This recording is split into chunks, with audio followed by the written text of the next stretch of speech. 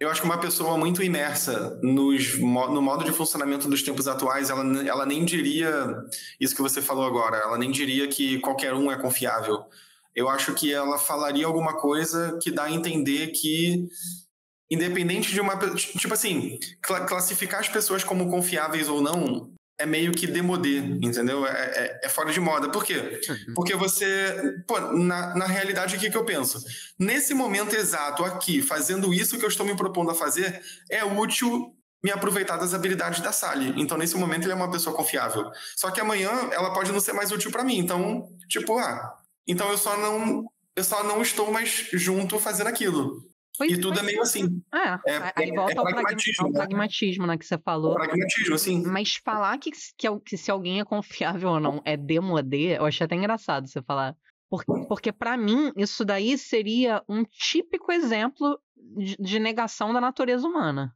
Não, eu acho que eu dei um exemplo extremo, né? Eu acho que em relação à confiança... Claro, em relação à confiança, acho que ninguém duvidaria, não. A gente tá caricaturando, obviamente, trazendo, dando uma exagerada, tal qual se faz numa caricatura e aumenta o nariz do personagem, sei lá.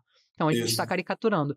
Mas se fosse o caso, né, seria uma negação absoluta, assim, porque as pessoas, elas se alinham ou criam rivalidades, elas se identificam ou têm implicância, assim, o tempo inteiro isso acontece, pode ser numa boate, pode ser num boteco, pode ser numa universidade, pode ser no parlamento.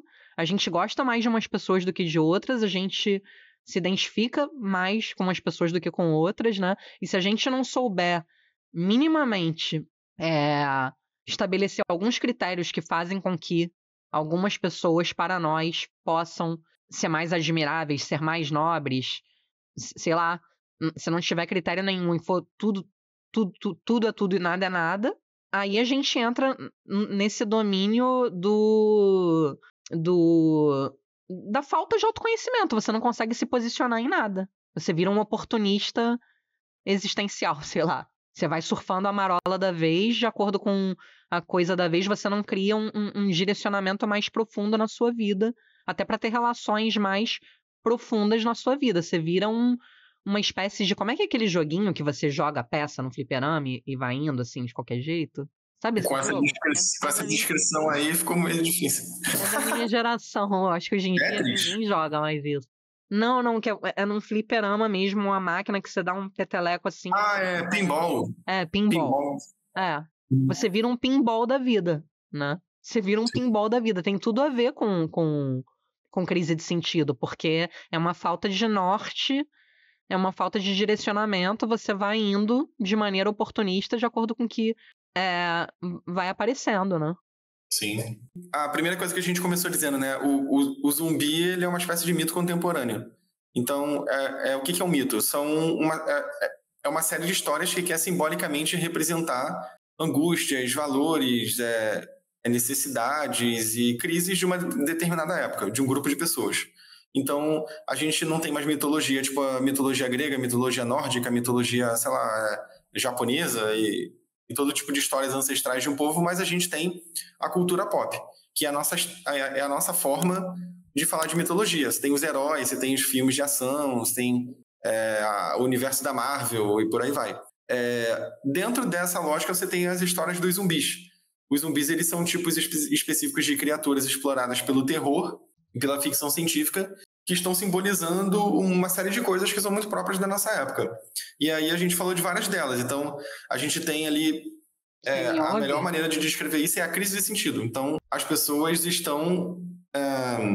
a gente vive numa época de crise, e aí quem quiser saber mais se aprofunda nos episódios passados. Uma crise que tem várias características, uma crise de sentido, e os zumbis, eles têm várias características que indicam que eles estão simbolizando materialmente essa crise. Então você tem ali, como a gente falou, a falta de linguagem, eles não se comunicam, eles estão juntos, mas estão separados, eles andam em hordas, mas ao mesmo tempo são individualistas. Eles não têm raízes, estão o tempo todo vagando. Então, pessoal, para fazer uma recapitulação de tudo que a gente falou hoje, acho que a gente pode retomar, assim, os pontos principais, né? A ideia de desintegração, de não pertencimento, né? Que é ilustrada por eles não se falarem, não se tocarem, É um bando de criaturas que andam juntas, mas que não estão propriamente conectadas entre si, não tem um senso de pertencimento. Há uma causa que os una. A questão também deles não serem tocados, eu acho que é um símbolo muito interessante para a ausência de criação de conexão emocional profunda e a ausência de intimidade, de relação, que também é um símbolo interessante para nossa época, né? A gente falou de domicídio. Então, a gente falou de domicídio, a gente falou também quais são os elementos que historicamente levam a essa crise que os mitos que os zumbis estão representando.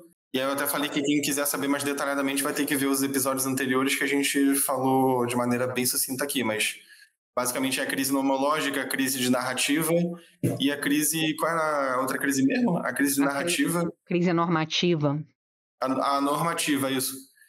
Que são crises que levam a gente a viver em tempos extremamente sem referência, muito relativistas. Então, em épocas assim, tendem a despertar uma espécie de crise, a levar uma espécie de crise. Tá, então é isso, pessoal. A gente vai concluindo nisso. Espero que isso tenha ajudado vocês a, na próxima vez que virem algo relacionado a zumbi, poderem ter uma compreensão mais psicológica, né? Mais profunda do que o zumbi representa. E, como eu falei no início do episódio, eu posso terminar falando isso, a arte é uma maneira de se expressar angústias existenciais, de dar forma a medos e a dilemas profundos que os seres humanos enfrentam.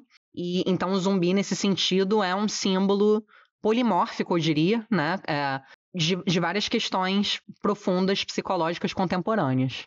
Então a gente vai fechar a garagem. E é isso. Deixem aí seus comentários e suas sugestões também, tá bom? Um beijo.